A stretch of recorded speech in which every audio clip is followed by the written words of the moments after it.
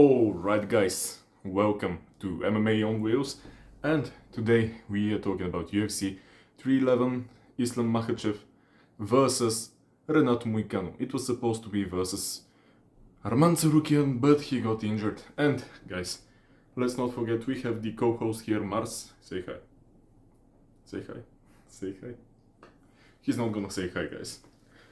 Alrighty. So, we have the mighty notebook that we use almost every time. So let's go through the fights. Alright. I have my pen as well. Early prelims, guys, we have Tagir Ulanbekov, 15 to 33 years old, versus Clayton Carpenter, 28 years old. And he's only 8 fights into his career, but he has 8 wins.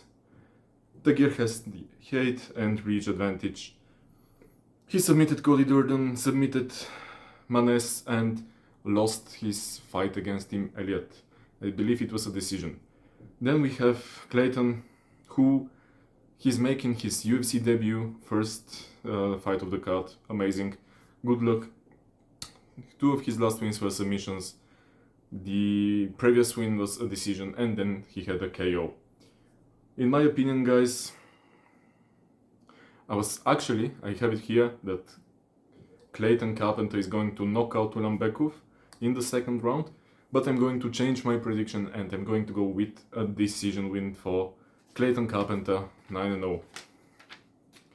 Moving on, we have bantamweights, Ricky Turcios, doesn't matter, versus Bernardo Sopai, 31 years old versus 24, 13-4 for Ricky and 11-3 for Bernardo.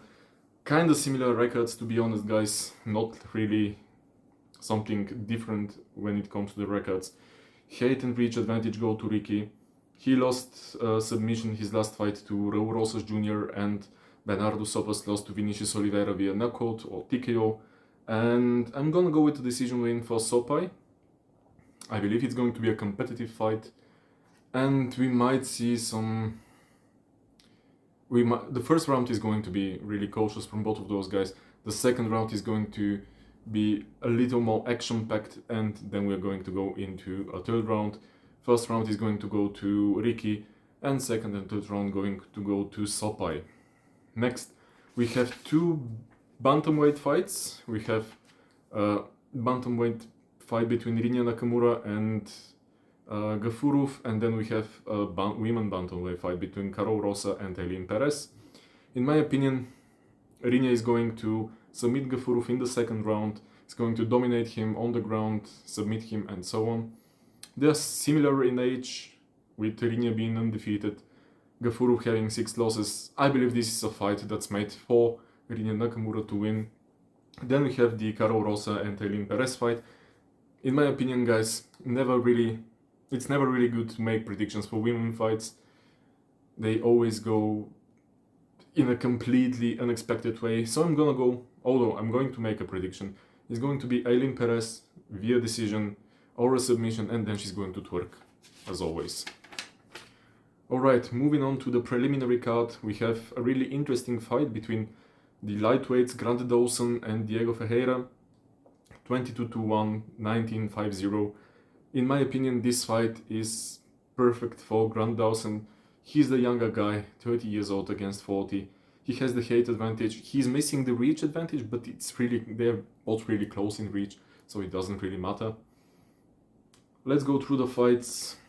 Diego knockout Rebetsky, knockout Michael Johnson, and lost via TKO against Gamrot. In my opinion, Michael Johnson was supposed to win this fight, so this is why he lost.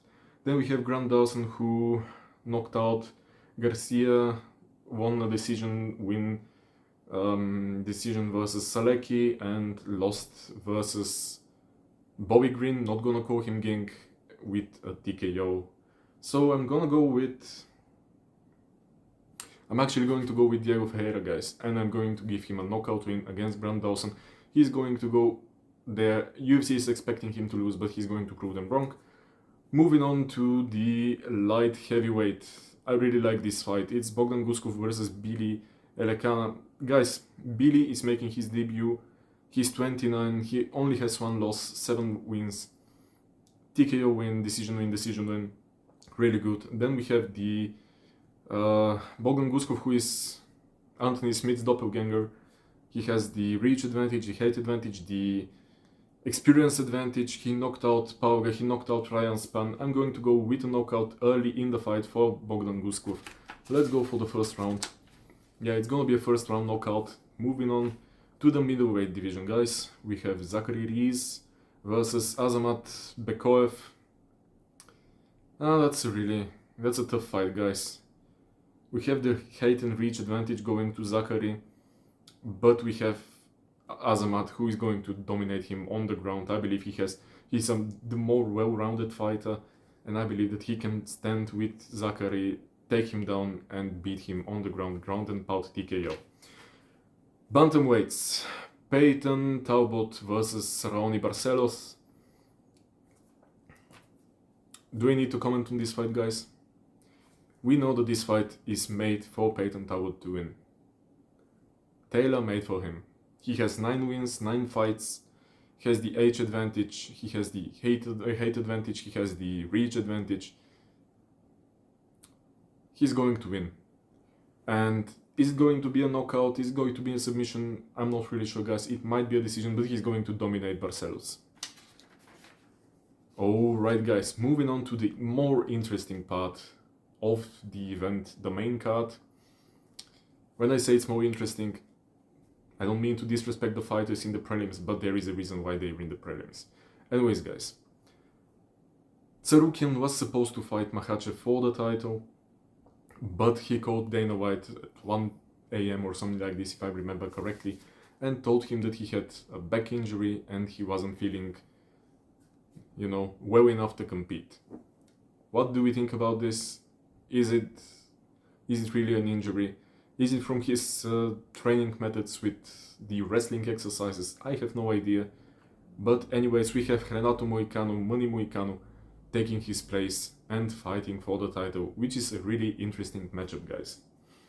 Moving on to the first fight of the main card, we have a really interesting fight here. We have Kevin Holland fighting Reinier Derrida in the middleweight division. So Kevin Holland is jumping up and down between welterweight and middleweight. When it comes to the age, 32, 34, both in their primes, reach advantage goes to Kevin, experience advantage goes to Kevin Holland, but he has 12 losses, guys. He's not taking those fights seriously all the time, and he said he wants to have 7 fights. So is he going to give it his all? I'm not really sure. Will he try to win this fight? Yeah, but is he going to go in there giving 100%? Can't really tell. Maybe he's going to just say F it and lose the fight. Who knows? Meanwhile, Reinier, he only has 2 losses. Both of those losses versus Maluchin, and they were TKOs, knockouts, whatever it was. Let's talk about those guys. We have Kevin, who lost his last fight to Dolidze via TKO. It was a rib injury, if I remember correctly. So, has he healed? Maybe. Is he going to have issues with the rib? Who knows? But I believe that Reinier is going to focus it.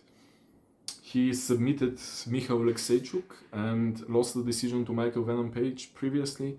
It was an interesting fight. They made a promise that they're going to keep it standing. So, yeah, Reinier Derrida, in the meantime, this is his 2nd fight in the UFC. His first fight was against Gerard Meurchart. The striking was awful. Let's be honest, guys. The cardio wasn't really there. But he managed to submit the guy famous for his submissions. So this is really nice. Previously, he had a TKO win in the UAE Warriors. I don't really remember who he fought, doesn't really matter. In my opinion, guys, the striking is definitely going to Kevin Holland. The ground game, Derrida might have a slight advantage, but Kevin Holland is the guy who submits legends. Kevin Holland is amazing on the ground.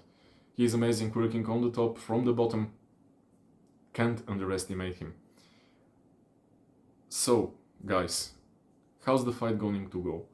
I believe the first 1 or 2 minutes are really going to be a stand-up fight, just as Kevin Holland said in the press conference. and I believe that Dera either is going to take him down afterwards, or he's going to get dropped and they're going to end up on the ground. One of those two. First round, gonna go to Kevin Holland. Second round is where Dera is going to submit him. Moving on, guys. Heavyweights. Ooh, I love the heavyweight division, guys. We might not be having the best talent there, but the fights are always interesting because you can get an amazing knockout. So, we have Almeida versus Sergey Spivak. They're equal in height, like 6'3", 6'2", not really sure. Reach advantage, almost equal, 1 each reach advantage to Almeida. Let's comment on those guys' fights. Almeida submitted Romanov, lost via TKO to Blades, Curtis Blades. Won a decision against Lewis and submitted Rosenstruik. Then we have Sergey Spivak, who submitted Tibura, lost the TKO to Gunn, submitted Lewis and TKO'd Augusto Sakai. As you can see, guys, it's a really interesting fight because those guys are really well-rounded. In my opinion, Sergey Spivak is the more well-rounded guy, with Jailton Almeida focusing a little bit more on his ground game. Not the most exciting style, I get it, but it has been working perfectly. You know, Blades, he's a wrestler, he defeated him. Anyways, in my opinion, guys, we're going to get a knockout here, and it's going to go to Spivak in the first round, most likely. Alright, this is an interesting fight. We have Iri Prochazka, light heavyweight, guys. Iri Prochazka versus Jamahal Hill. Jamahal, how to say? Anyways, guys. So, when it comes to age, 32 to 33, same age, guys.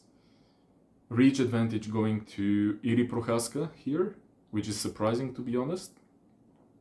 Experience advantage going to Iri, 30 wins, 5 losses, 1 no contest or draw, not really sure. Compared to Jamal Hill's 12 wins and 2 losses. 27 of the wins that Jiri has are TKOs or knockouts in the first round, or submissions, if I believe correctly.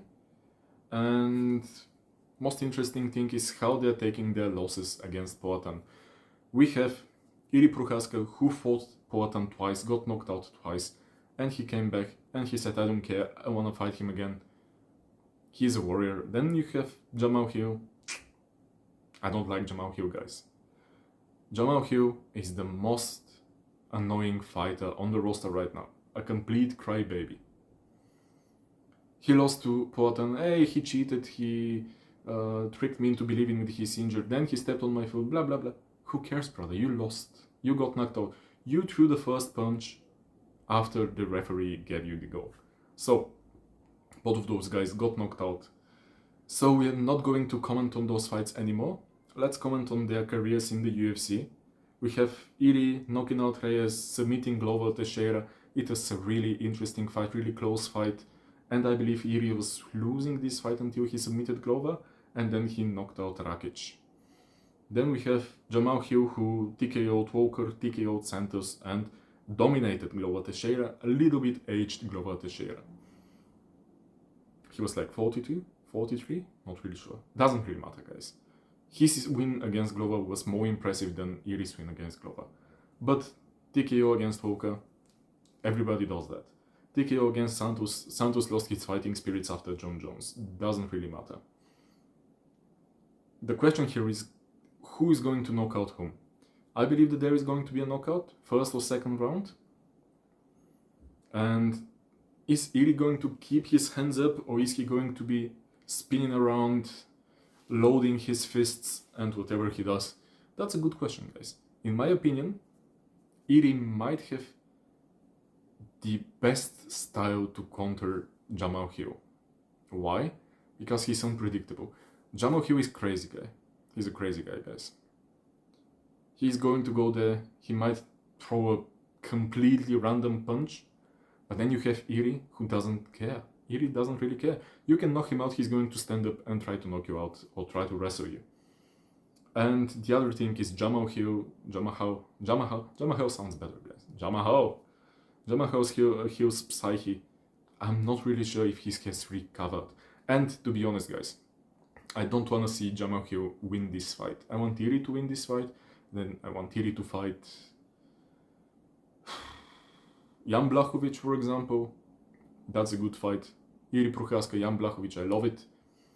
I want Iri to win this fight. Jamal Hill, I don't want to see you fighting for the title ever again. You complain just too much for me to like you. And I just can't root for Jamal Hill. Jamal.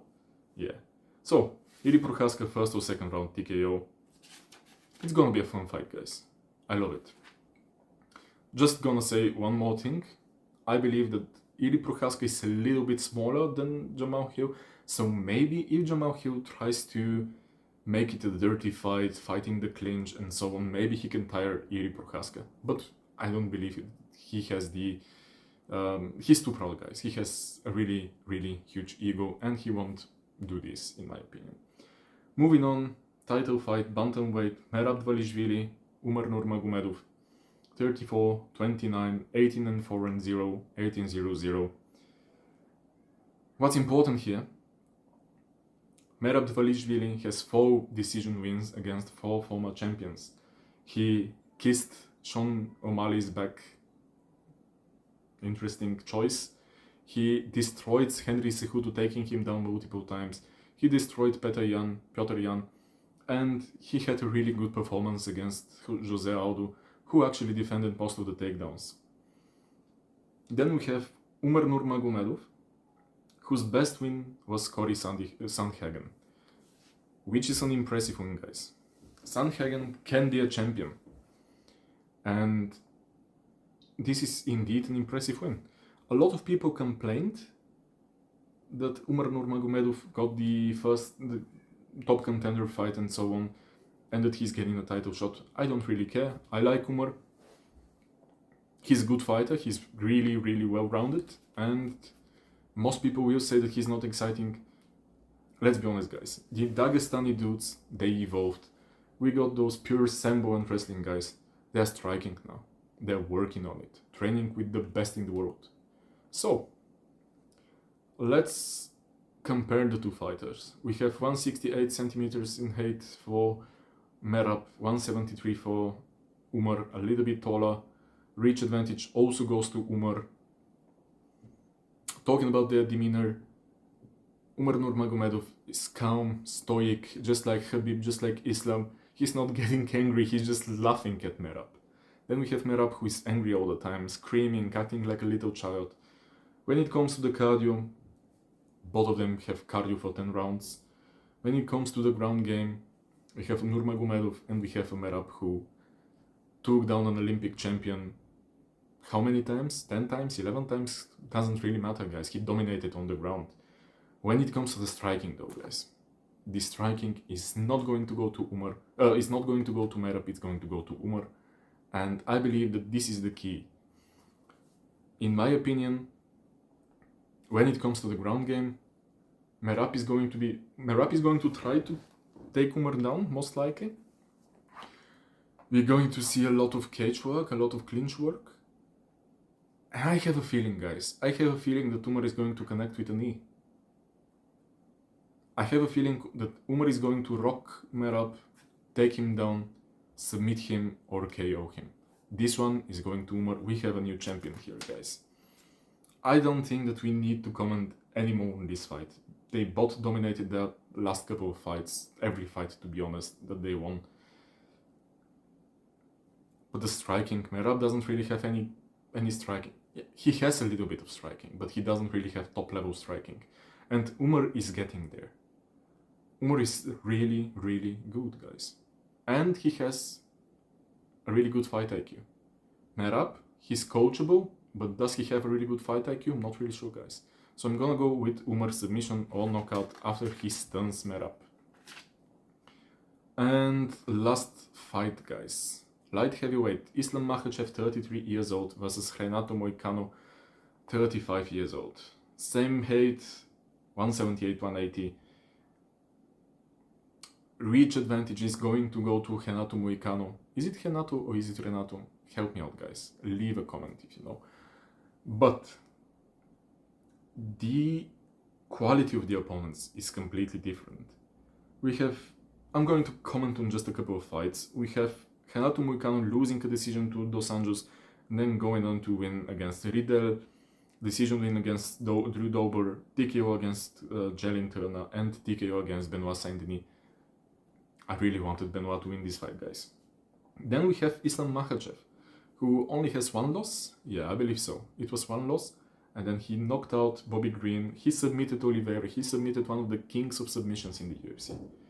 And he has a decision, really close decision win against Volkanovski. Then he adapted really well and knocked him out with a perfect head kick. And then he submitted Poirier in a, honestly, quite competitive fight. It was pretty competitive, but Islam was winning. He was winning the striking, he was winning the ground game. Poirier was defending really good, but then he got caught and he got submitted. But with respect to Poirier, I didn't really expect him to fight like this against Islam. So Islam has had a lot of competitive fights, guys. The decision win against Volkanovski, the submission against Poirier, competitive. Meanwhile, Renato Moicano, he almost lost against Jelin Turner, then he finished him. This good decision against Dober, he dominated. Amazing fight against Benoit Saint-Denis. I believe Benoit was sick or something, not really sure. Anyways, Renato Moicano won this fight. So, both of them really, really well-rounded, with the striking advantage going to Makhachev, with the ground game advantage going to Makhachev, and the physical strength, in my opinion, is going to Makhachev. We have Renato Moicano, who is extremely mentally and physically tough, though, guys. And on paper, Islam Makhachev should dominate this fight, he should win this fight. But I have a feeling that Renato Moicano is just going to pull a Michael Bisping short notice fight and just win the title. Maybe he's going to knock out Islam. Something like this. But I believe that he's not going to win a decision, in my opinion. He's either going to submit or knock out Islam Makhachev. One thing that I want to point out, the shoulder of Renato Moicano, he has an AC tears issue, I believe. He had it in his last fight. And in my opinion, he said, yeah, who cares, F it, I'm not going to go for this surgery. The recovery is just taking too long, 6 months, 7 months. I'm just gonna go and fight, because it doesn't really hinder the performance unless you get held here, you get punched here, you get pushed here, pushed down here. It doesn't really hinder the performance, guys. So in my opinion, Renato Moicano is going to get dominated, and then he's going to pull out a crazy submission or a crazy knockout win. And yeah, we are going to get 2 new champions, in my opinion, guys. Tell me, what do you think? Do you believe that we're going to get 2 new champions? Do you believe that Reinier de Ridder is going to win against Kevin Holland? And what do you think about Iri Prochazka and Jamal Hill? Do you think a win is going to grant the winner a title fight? In my opinion, if it's Iri, it's not going to give him a title fight. But if Jamal Hill wins, he's going to get a title fight against Poatan, unless Poatan goes on to fight Volkov and Magomed Ankalaev and so on. But in my opinion, Jamal Hill has a better chance of getting a title fight after this event, if he wins. If he doesn't win, F it. He's gonna fight the 10th or 9th guy in the rankings, something like this. Anyways, guys, like, comment, subscribe, share the video with your friends, with your family if you wish. If your grandma is like my grandpa and she's watching UFC, share it. And I will see you guys next time, maybe tomorrow, who knows. And we are going to be changing the name. Give me suggestions. Ciao, ciao.